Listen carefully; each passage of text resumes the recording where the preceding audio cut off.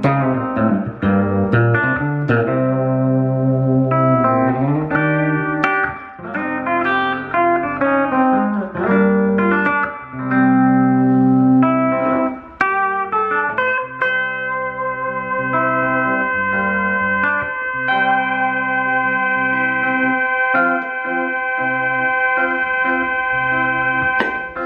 are we feeling today? What's going on? Okay. 8 weeks now. No, 9 weeks. 8 weeks. It's been 8 weeks. It's been 8 weeks. I'm drinking a box of Zinfandel a week. I never tried box wine before this time. I have to say, it's not so bad. You hear a lot of people talk about, I don't want to get stuck in boxes. I don't think boxes are good. Well, I'm going to disagree with Pete Seeger on this one. I think boxes are just fine. Especially a little Zinfandel. Never hurt no one. Something people have been asking me about, which is a concept that I think is actually really fantastic and worth diving into, which is the idea of what are some go-to notes? What are some go-to licks that you might have? And I was thinking about this. I'm thinking, well, if music is like a language, the way that you start with a language is in your household when you're a small infant. And your parents are telling you to say words back to them. And you simply repeat the words that they tell you to say. So you don't know what these words mean. You say the sounds back because those are the sounds you're told to say. Well, no one's telling you what to play on the guitar, but you're taking cues a lot of the time. When you first start, you're just kind of repeating the sounds that you learn and repeating the sounds you hear. I call this language memorization. Now, I did really well in Spanish class in high school, not gonna lie. Played a festival in Mexico last year. I couldn't speak to anybody.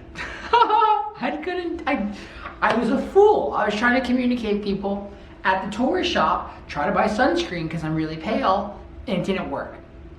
Fortunately, we used Google. There's a difference between memorizing and understanding something. First you memorize, then you come to understand. And that is where manipulation of knowledge is actually truly unlocked, and you can truly have something, a tattoo, on yourself. You can implement that in music. It's ingrained in you. It's part of who you are, and it's part of how you operate. As a musician, you want to be able to portray colors. You want to be able to describe your message with the least amount of latency and the most amount of honesty as possible. And when simply doing that in the form of a sentence when communicating with somebody, you don't think about the emotion that's happening. The emotion just flows in itself, and you're more or less just a medium for the message itself. A medium for the message.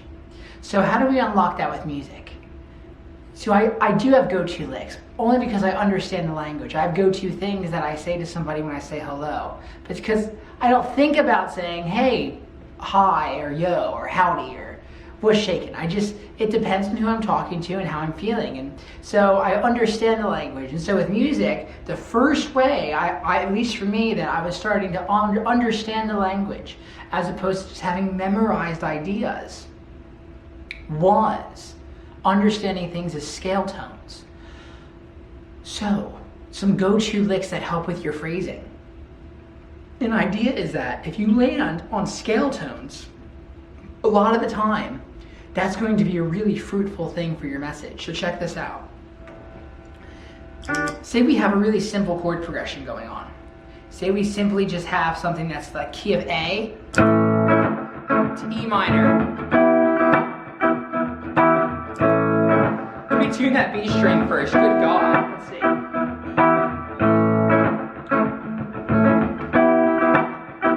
So that's a fast chord progression. And if we want to accent those ideas, these chords, you want to know where the notes of the actual triads are so you know where to play. So take the time to outline the triads. Take the time to find out where you can land, because the pressure points of any chord progression are literally just the 3 notes that make up a triad. So the 1, the 3, and the 5, right? So if it's for A major and E minor, your power point presentation, your bullet points, your pressure points, they're going to be A, C sharp, and E. That's your 1, 3, and 5. And then for E minor, it's going to be E, G, and B. So you kind of have 6 notes that are just kind of your main assets of communication, right? So here's an E minor, here's an A major, here's an E minor. Let's just deal with those for now. Very easy, little friendly 3-note chords. Call them triads.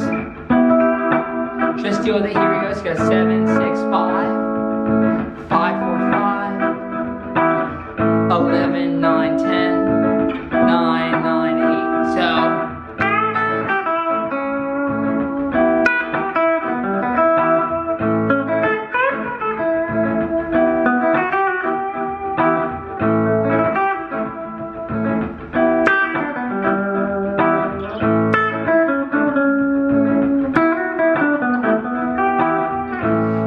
I could land on the roots if I wanted to.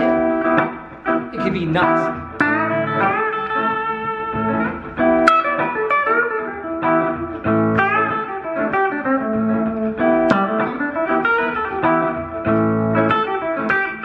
A, E, A, E. But if I don't land on the notes, I can still mend and shape the dialogue to where it's satisfying, but also provides tension and release. When you only land on the root notes, all you get is release. Release is no fun. Only. You need both. So, I'll land on the 5.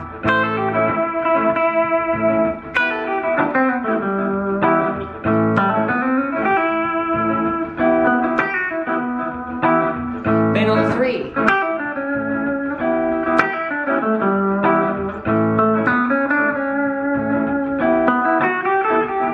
Wow. 3. 3 of the 5. 3 of the 1. 3 of the 5. It's really fascinating. Listen what happens when I land on just the 5 of each chord.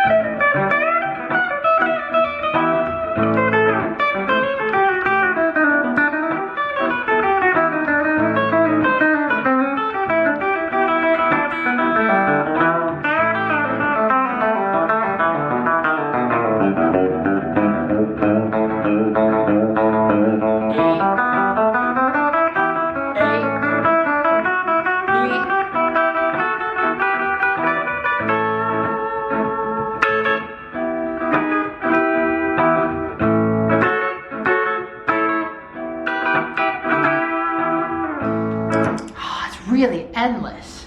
It's really endless. If you kind of just understand where your shapes are, your triad shapes, and you can understand where the pentatonic shapes are as well that directly coincide with those, you unlock a beautiful freedom. A way to really craft sentences on the guitar that create a free-flowing conversation that both has tension and release, and you can foreshadow ideas, and you can highlight patterns, and you can allow simplicity to be an advanced thing, not just something you rely on solely. You can let space speak for itself by landing on notes that have longer staying power than simply the root, because something with tension can live longer than something that just has only release. It's just like painting a picture. Like one of my heroes, Bob Ross. You can see it come together. There's the base of all things that starts on the canvas, right? And those are going to be your pentatonic patterns.